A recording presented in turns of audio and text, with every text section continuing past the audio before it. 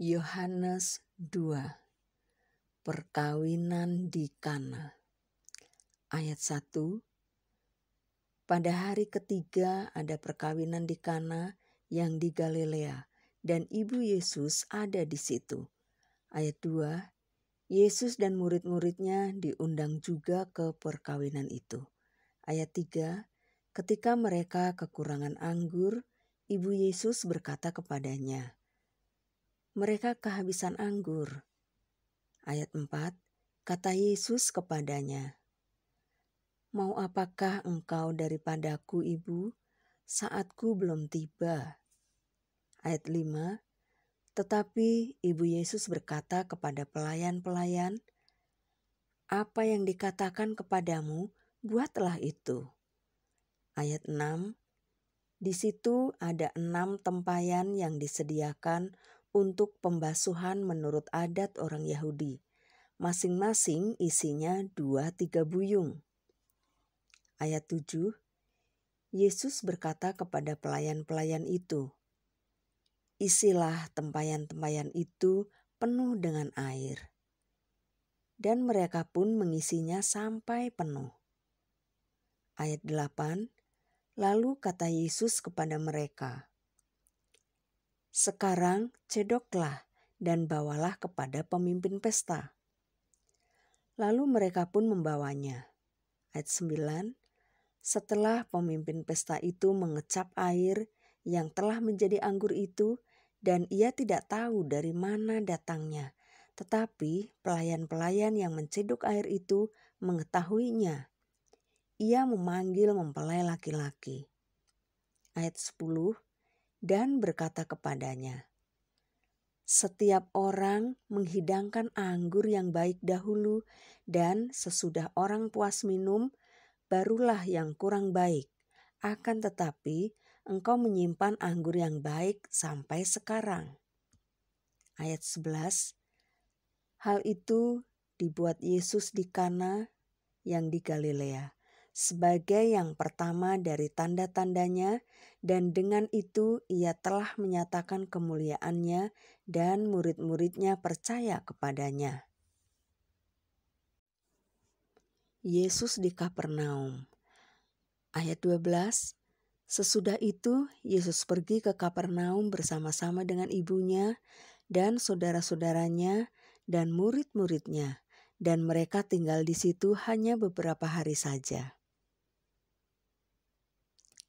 Yesus menyucikan bait Allah. Ayat 13, ketika hari raya Paskah orang Yahudi sudah dekat, Yesus berangkat ke Yerusalem. Ayat 14, dalam bait suci didapatinya pedagang-pedagang lembu, kambing, domba, dan merpati, dan penukar-penukar uang duduk di situ.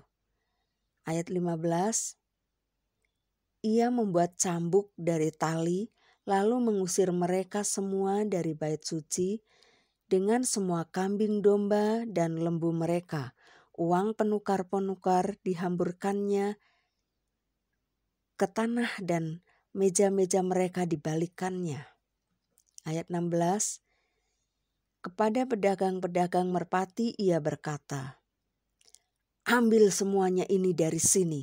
Jangan kamu membuat rumah Bapakku menjadi tempat berjualan." Ayat 17, maka teringatlah murid-muridnya bahwa ada tertulis, "Cinta untuk rumahmu menghanguskan aku." Ayat 18, orang-orang Yahudi menantang Yesus, katanya, "Tanda apakah dapat engkau tunjukkan kepada kami bahwa engkau berhak bertindak demikian?"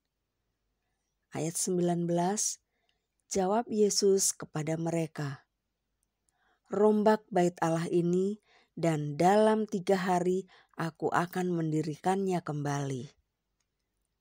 Ayat 20, lalu kata orang Yahudi kepadanya, 46 tahun orang mendirikan bait Allah ini, dan engkau dapat membangunnya dalam 3 hari? Ayat 21, tetapi yang dimaksudkannya dengan bait Allah ialah tubuhnya sendiri. Ayat 22, kemudian sesudah ia bangkit dari antara orang mati, barulah teringat oleh murid-muridnya bahwa hal itu telah dikatakannya, dan mereka pun percayalah akan kitab suci dan akan perkataan yang telah diucapkan Yesus. Ayat 23, dan sementara ia di Yerusalem selama hari raya Paskah, banyak orang percaya dalam namanya, karena mereka telah melihat tanda-tanda yang diadakannya. Ayat 24, tetapi Yesus sendiri tidak mempercayakan dirinya kepada mereka, karena ia mengenal mereka semua. Ayat 25, dan karena tidak perlu seorang pun memberi kesaksian kepadanya tentang manusia, sebab ia tahu apa yang ada di dalam hati manusia.